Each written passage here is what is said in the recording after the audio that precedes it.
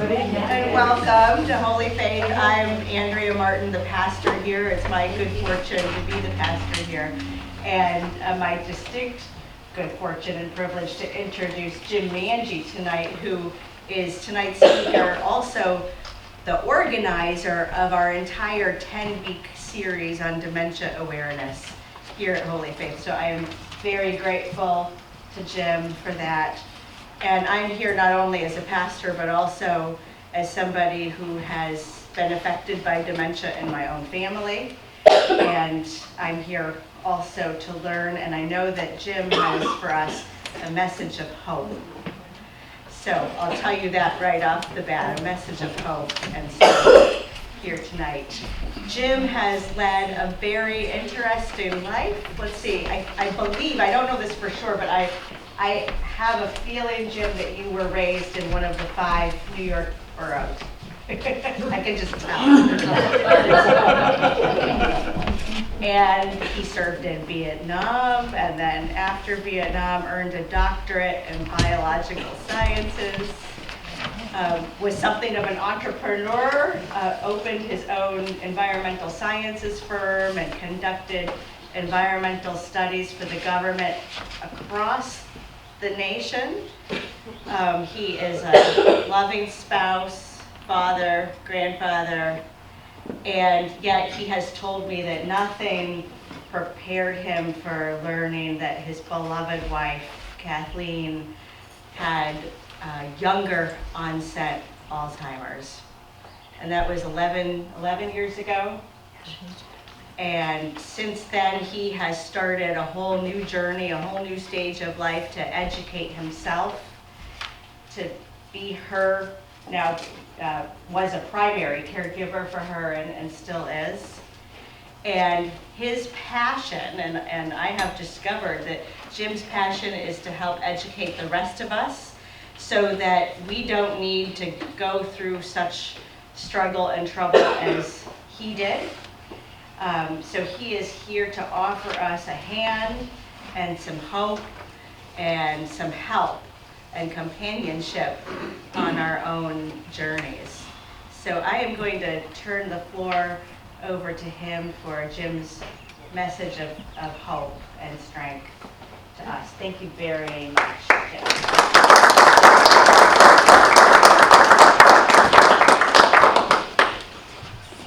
Get out. Get out of this house. Go. Go away. I want a divorce. That's what my wife said to me one evening about 10 years ago. Now, there's one main reason that wives throw their husbands out. Not this time. You're accusing me of being senile. Get out. I'd suggested that we see a doctor about Kathleen's memory lapses and her mood changes. I was not prepared for her anger, her fear, her sense of disgrace. I was not ready for this unwelcome journey. And I don't just mean looking for a hotel room that night. As a scientist, I make observations. Kathleen also worked as a government scientist. She was also an accomplished tennis player, and a photographer, and a singer.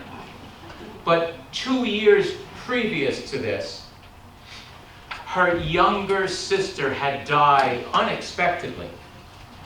The sister who had helped her through breast cancer. And ever since her sister's death, I observed a major change in Kathleen. A change that seemed more than just grief. She had become morose, quick to anger, argumentative, disorganized, and forgetful. Depression, I thought, or post-traumatic stress disorder. Now, both conditions affect memory and behavior, and unlike things like Alzheimer's, they're fixable. You see, I wasn't ready. I wasn't ready for my wife, then in her 50s, to have an incurable condition. In other words, I was riding the Egyptian river, denial. So I suggested getting help with her depression and forgetfulness, with those explosive results. She had jumped onto the idea of senility, something shameful, disgraceful. After she threw me out that night, first time ever, I could have decided to start learning about senility, about Alzheimer's. But I didn't do that. Instead, we went to several counselors, each advising me to take my wife to the memory clinic to check for Alzheimer's. The counselors could see several of the 10 dementia warning signs: the distinct change in memory, mood, organizational ability, and planning. But I'd never seen that list. I hadn't looked for it. I was riding the Egyptian river. Denial. Now, sometimes Kathleen was quite normal. Yeah, yet she did have baseless arguments with the school personnel where she was volunteering. And she'd call me at work for directions on how to get home. She would forget the walk that we just took, or tomorrow's concert that we repeatedly talked about going to. She would put half the laundry away and none of the groceries, and she could no longer find the silverware drawer. She liked it when I made cranberry bread. One day she was helping me halve the raw cranberries, and that worked out fine until I noticed that the bowl of little cherry tomatoes on the counter had gone empty. Oops.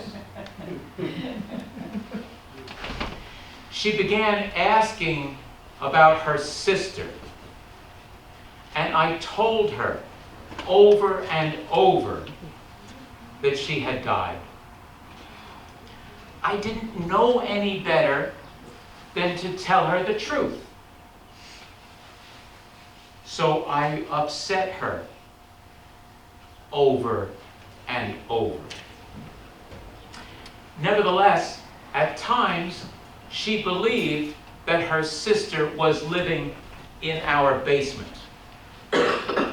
Other times, she was convinced that the abusive husband from Boston was lurking in the shrubbery and insisted that I call 911. My wife was going right down the list of Alzheimer's warning signs: incomplete tasks, inability to solve problems, confusion about time and direction, lack of short-term memory, repeated questioning, argumentativeness, paranoia. But I was clueless. I was still on the Egyptian river. Denial. Kathleen had a second bout of breast cancer with chemo and radiation, and this time no sister to help her through it. I sold my company, I retired early so I could care for her. Soon she could no longer organize her day. She couldn't cook, she couldn't read, she couldn't dress herself. One day I returned from the dentist's office and she was on the phone to 911 looking for me. I knew I couldn't leave her alone at all anymore. Now, you know, I did have experience with Alzheimer's. Decades before, when the police found my 82-year-old aunt wandering the streets at 2 a.m. in her nightgown, I knew right away that she had Alzheimer's. But as to my 61-year-old wife, oh no. I was still riding the Egyptian river. Denial.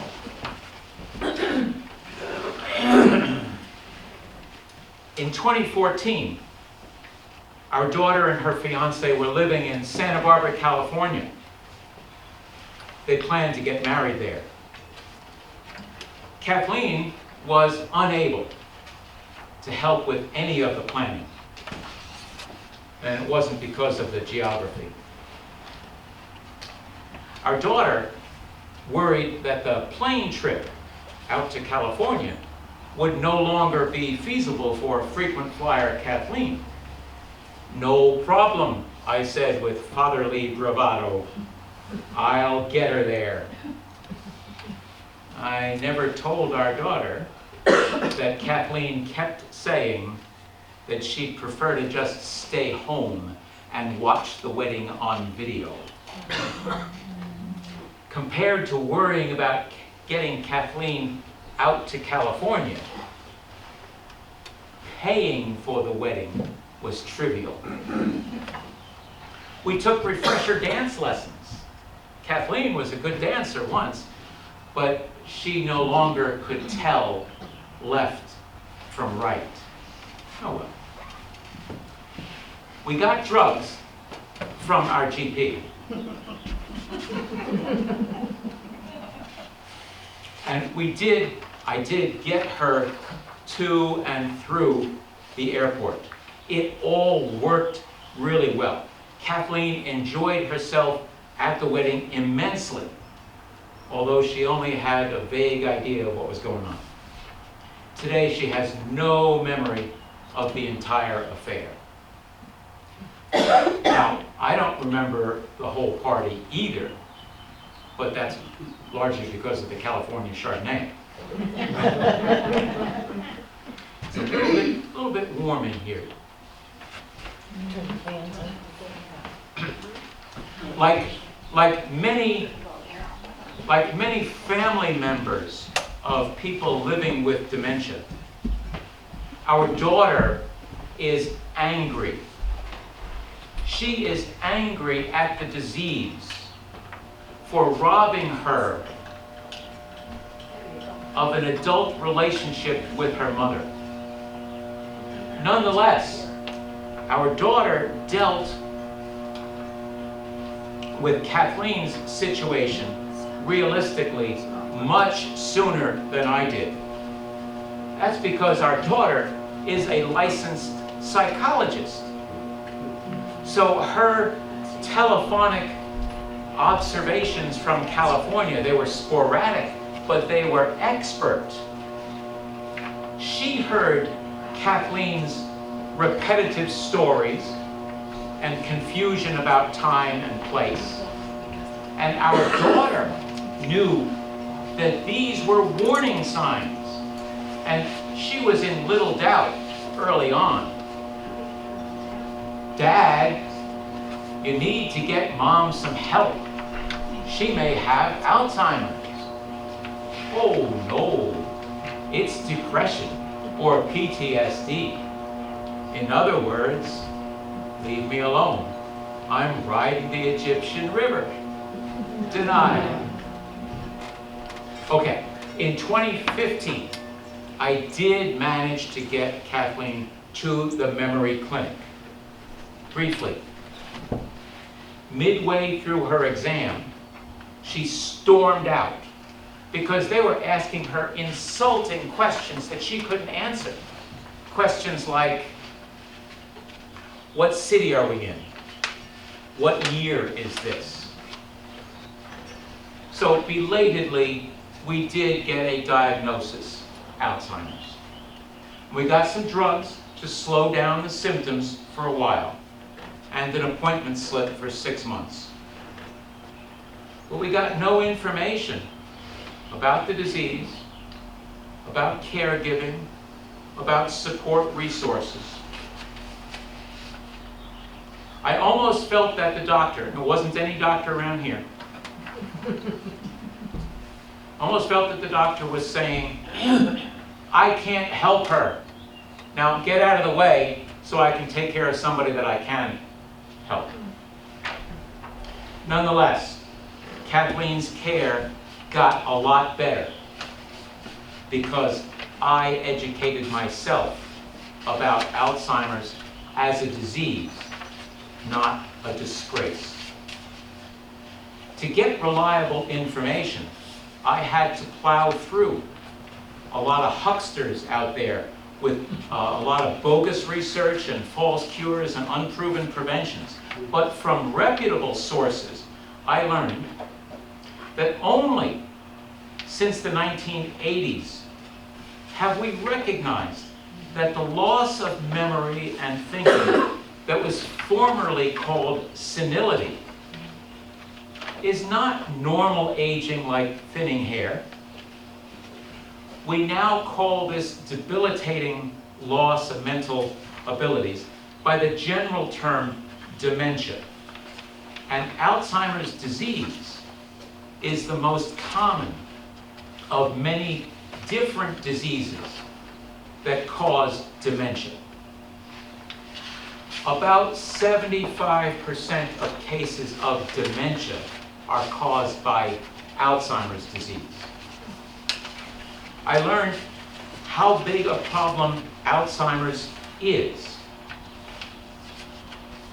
There are about 7 million Americans today living with Alzheimer's or other dementias.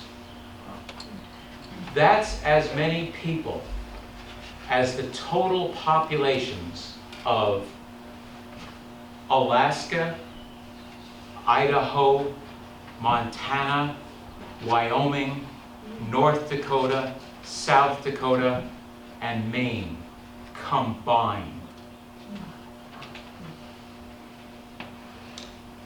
And the number grows.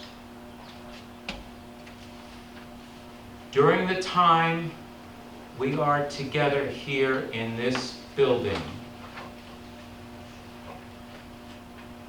about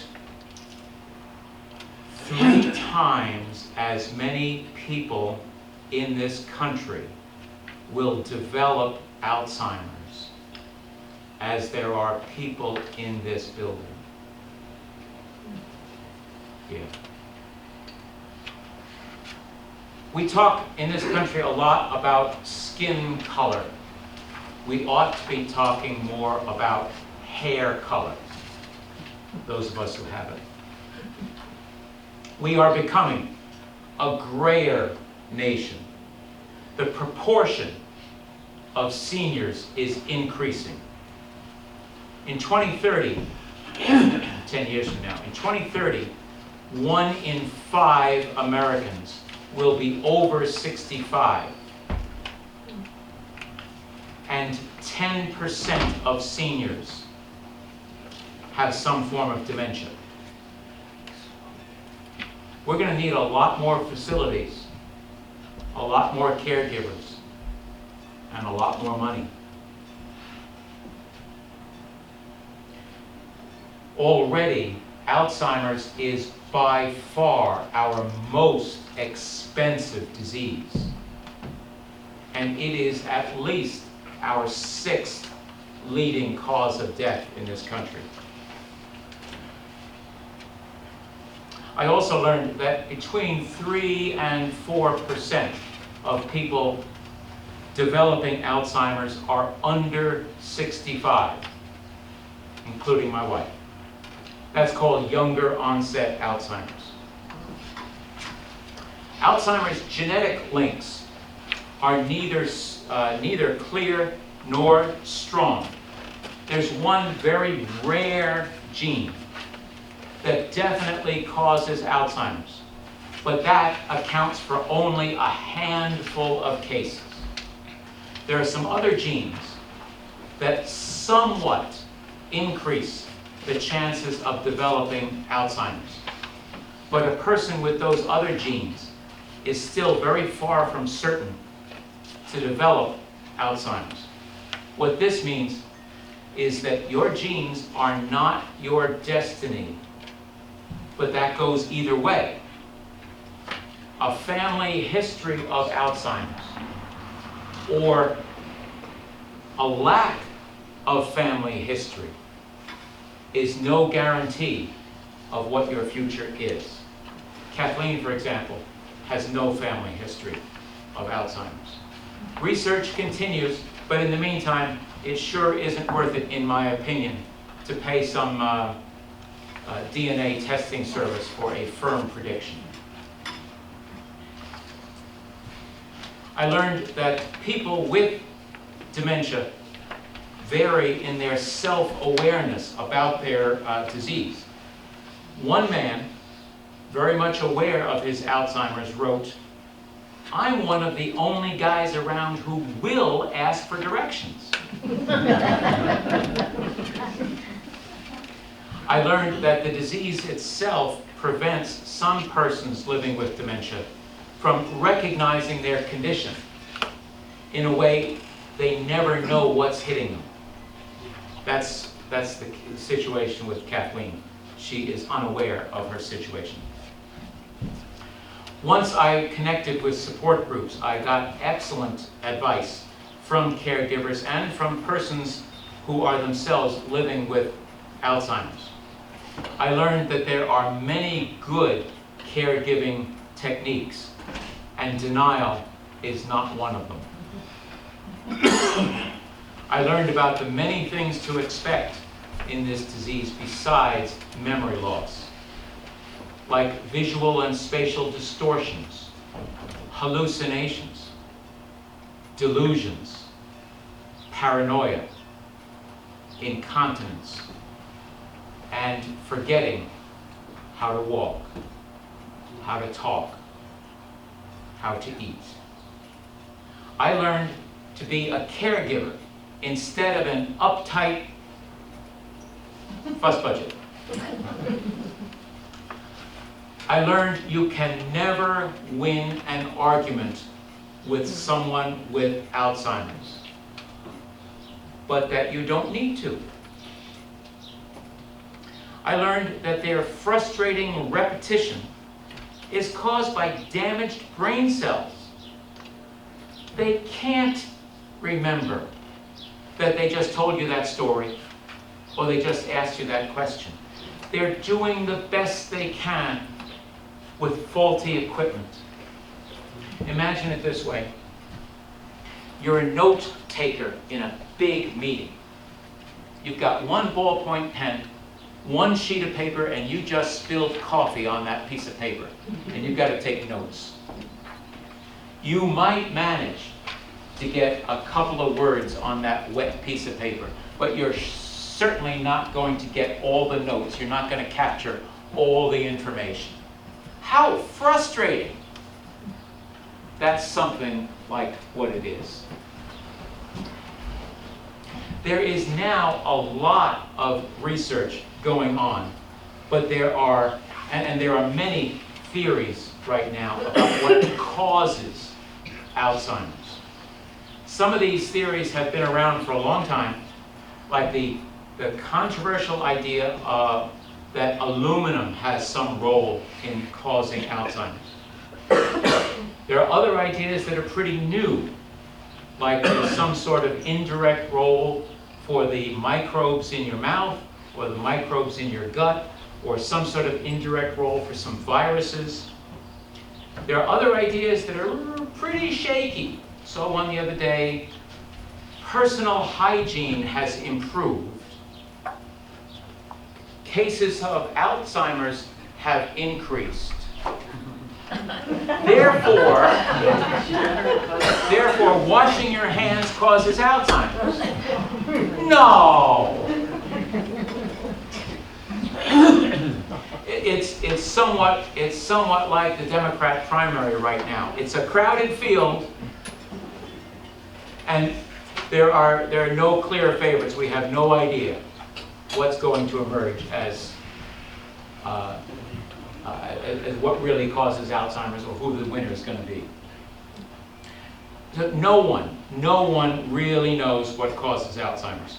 But what we do know is that globs of debris accumulate in the brains of people with this disease. We don't know why that happens, but we know that that's what's going on. It's as if there's a hurricane Alzheimer's raging in the brain. As that hurricane generates more and more storm debris, it blocks more and more mental pathways. So thoughts take longer and longer to find a clear path. And eventually, they all get blocked. But in the meantime, thinking slows down. I found this image helpful because in talking with Kathleen, I learned to stop jumping from topic to topic. Because as I talked, she would go back to a topic that we left about 10 minutes ago. So I learned to just stop, be quiet, wait for her to catch up, and in the meantime, just savor, as Paul Simon said, the sounds of silence. At some point, reflections started to confuse Kathleen. So I covered every mirror in the house so that Kathleen wouldn't yell at that old lady in the mirror. Now, some people with Alzheimer's enjoy chatting with their new reflective friends. At restaurants, I learned that menus and fast-talking waitstaff can be confusing. So I would suggest or point to just one or two items on the menu. And I would sit beside Kathleen, not across the table, so I could unobtrusively cut her food for her. Worked out better. I learned about Kathleen's fluid reality. She might say, "My mommy died a long time ago. Can mommy take me to the zoo today?" I don't mention her mother's deceased status. 1 minute, my wife can be apparently 8 years old. The next, she is calling me her husband. And then an eye blink later, she is wailing that her daddy is late picking her up from school. "He's always late," she says. I think that's an old, sad, accurate memory. I think it is. And it's exposed now as her more recent memories have eroded away. You know, just as a snowflake grows around a little speck of dust, Kathleen could confabulate stories around a grain of reality. Long ago, I know that she did spend a summer at her aunt's place in upstate New York. So, as we drove through the countryside in Virginia, where we used to live, she would happily exclaim, "Oh, there's my Aunt Fran's house, where we used to spend the summer." And then she would chatter away about all the good times that she had at Aunt Fran's house until we'd come around the bend to, oh, there's Aunt Fran's house. Now, my inner perfectionist wanted to correct her, but I resisted the temptation. As Paul McCartney said, let it be. We went to Carolina for my Uncle Bud's funeral. Though she had only met Uncle Bud one time. Nevertheless, at the reception afterwards, Kathleen happily told my relatives how my uncle had been so nice to her throughout her childhood up in New York. Now, they all knew that he had never been in New York, but they just went with it. On the way home, Kathleen said, I had a really nice time. You know, your Uncle Bud served really good Carolina barbecue. But I didn't get to talk to him very much. Maybe next time, sweetheart. As Kathleen forgot more and more, so did I. I forgot that I had to be right. I forgot that what she said had to be logical. And I forgot that towels had to be folded just so. And I forgot that silverware had to be neatly sorted. And I forgot to always tell the truth. I learned to lovingly lie to her about her sister and her mother and her father. You know, learning to lie was hard. In 40 years, I had never lied to my wife. Well, hardly ever. In fact, one time she did catch me fibbing, and I reached for her hand, and I said, "Can you forgive me? Maybe, you toad, if you didn't have such cold hands." In 2016, our daughter wanted the three of us to have a special vacation to the Grand Canyon. That took some doing. But I got Kathleen there, and she enjoyed seeing the Grand Canyon for the first time. Again. We all had a great time. I wish we all could remember it. Later in 2016, Kathleen and I moved from Virginia to a condominium down at Brecon Village, down here in right. Brecon Village, down the street here, in order to be near our daughter, who had moved to Ann Arbor by then. However, as I saw it, taking care of my wife was still my job, no matter what it took. And it almost took both of our lives. Ignoring good advice, I insisted that I could handle her increasing needs alone. So I kept house, I cooked, I served her pre-cut food, I bathed her, although the shower terrified her. Why is it raining in the house? I dressed her, I changed diapers, I cleaned up soiled bedclothes and other accidents. But my career as a solo caregiver ended in late 2017, the night I had my stroke. After 30 minutes of trying to get her to lie down so we could go to sleep, I just collapsed on the floor. As I pulled the condominium's emergency cord, Kathleen was sitting on the bed saying, "What are you doing now, Daddy?"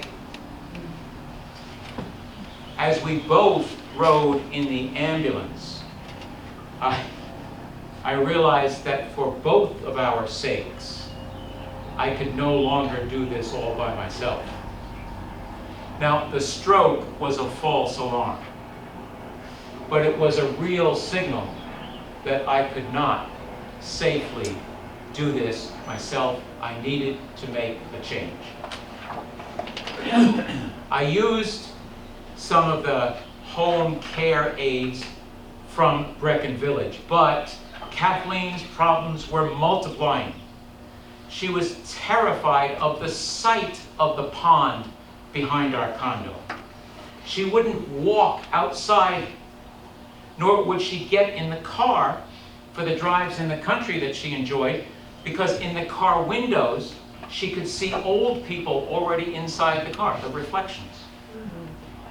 She needed more stimulation and interaction than she could get at home.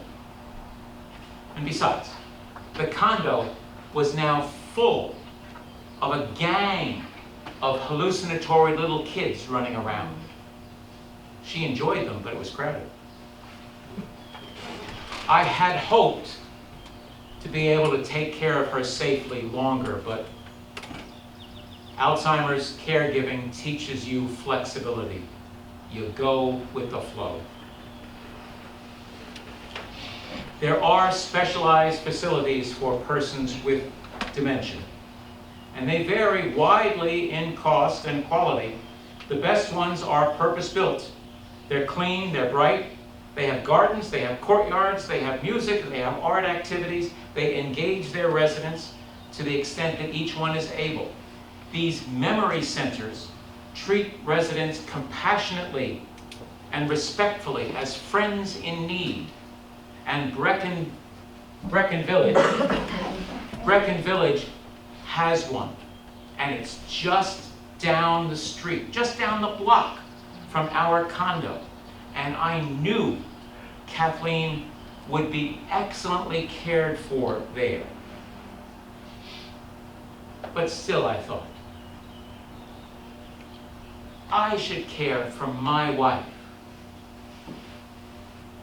And then she spent an entire afternoon in earnest discussion with an electronic, whimpering, tail-wagging puppy clutched to her chest, tail end up. Yeah, it was time for better, less isolated care. Now the question was, how to get her out of the condo, down the street, and into the memory care center. I lied to her.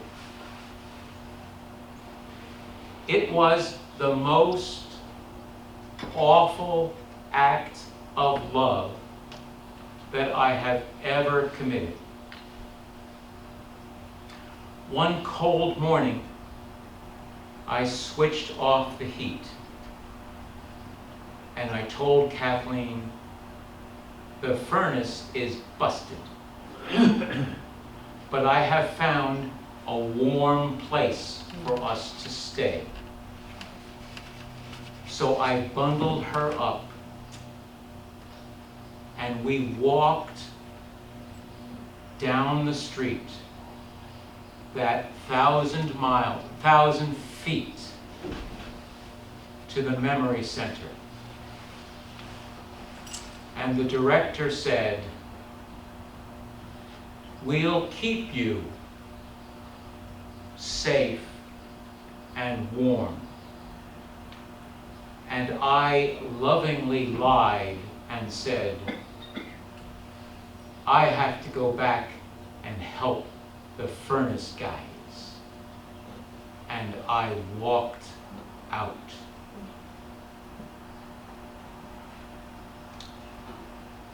"50 years ago, as an Army officer, I used to knock on doors and tell families, your son has been killed in Vietnam. At that time, I thought that was the hardest thing I would ever do. I was wrong. Walking out of that memory center, knowing that my wife never would, that was so much harder. It was the right thing to do, but it was terrible. And then things got worse. Because of my overconfident caregiving, when I brought her to the memory center, she already had an advanced, dangerous urinary tract infection. So within 2 days, she had stopped eating and talking and walking. But the staff was talking to me about hospice. And for some reason, about the Department of Natural Resources, DNR, until I realized that meant do not resuscitate. Oh no, I was not ready for that. By taking care of herself, was this going to be, he killed her with kindness? I wept for her, I yelled at myself, I wrecked my car, but I went on a guilt trip anyway. It was a close-run thing. But they got the infection cleared up, and Kathleen is excellently cared for to this day. I now spend many hours every day with her at the memory center as she slips further and further into Alzheimer's alternative land. She is cheerful, but her sentences lose their way, and her words are abandoning her. Some days the most sensible thing she says is, "I love you," and that is sufficient for me. She sees workmen on every roof, but she enjoys watching the children that no one else can see play in the courtyard. She has a big cloth doll that she talks to and she sleeps with, and she says that Daisy is her best friend.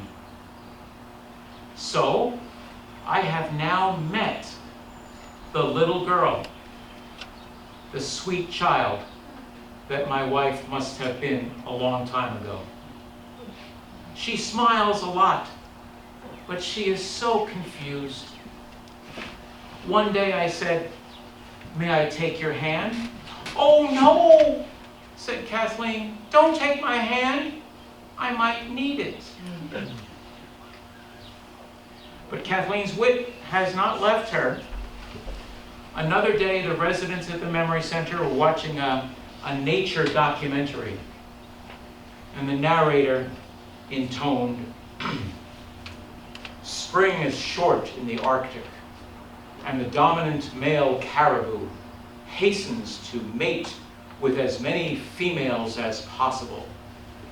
And Kathleen said, "The pig." Even the non-verbal residents were smiling. One afternoon, Kathleen was amiably chattering away. I usually respond with some sort of non-committal verbal foam, but I must admit I got distracted. "Toad, are you paying attention?" Oops, she caught me. So I swung into the husband's act of contrition. "Oh, sweetheart, I am so sorry. You're right. I wasn't paying attention. It's all my fault. It will never happen again." at which a resident who hasn't spoken 5 words in the last year said very clearly, "Yeah, right."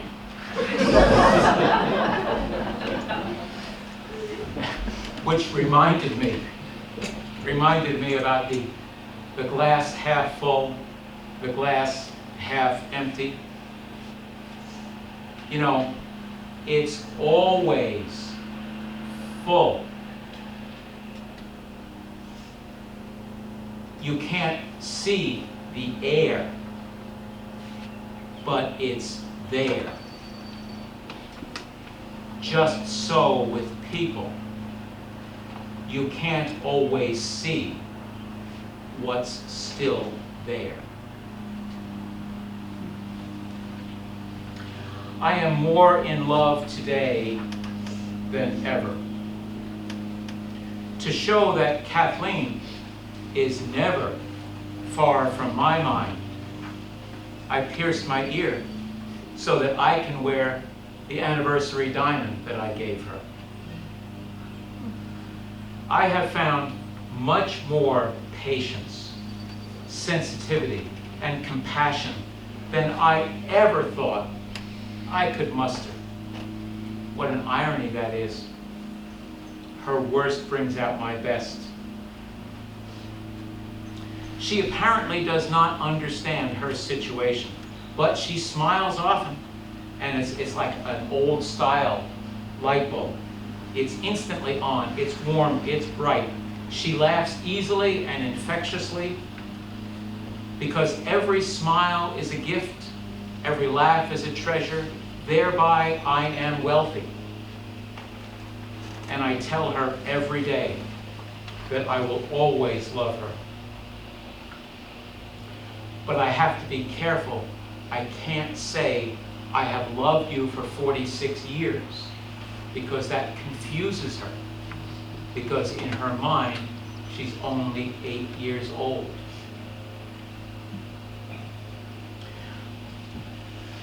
But I so wish I had sought help and learned caregiving skills a lot sooner. I could have improved her care and our quality of life much earlier. But unlike for people with dementia, our time only goes forward. There is a lot of reliable information. There is good help. There is support out there. But it's not well publicized. And you really have to filter out the noise, the hype, the scams. I've tried to summarize what I could find from the reputable sources of information and assistance in the handouts that I provided you. There are multiple federal and local government sources like Alzheimer'S.gov, that's the feds, the National Institutes of Health, and we're talking free information, and it's reliable information. There are also reputable nonprofits like the Alzheimer'S Association and several others. The Alzheimer'S Association, there's a lot of information about them in the handout. They offer free classes like recognizing those 10 warning signs that I did not recognize, understanding the Alzheimer's disease and other classes. Volunteers like me present these classes, and they're also available online. The association also offers a very valuable 24/7 telephone hotline. They offer in-person support groups, and there's listings of the support groups on a literature table we have in the back for you. And the Alzheimer's Association also has an online support group, a message board called ALZ Connected. And if you are on ALZ Connected, and you could look for postings by a certain Mr. Toad. We have a lot of information for you in the handout, and there's even more on a couple of tables in the back. Tables in the back with literature, and also tables in the back with snacks provided by our good friends down at EHM. All right, my friends. Alzheimer's is a disease, not a disgrace. We can't fix it yet, but we can do something about the lack of information and the stigma that surrounds it. No one should be alone on this unwelcome journey. We're in this together. I thank you for your attention.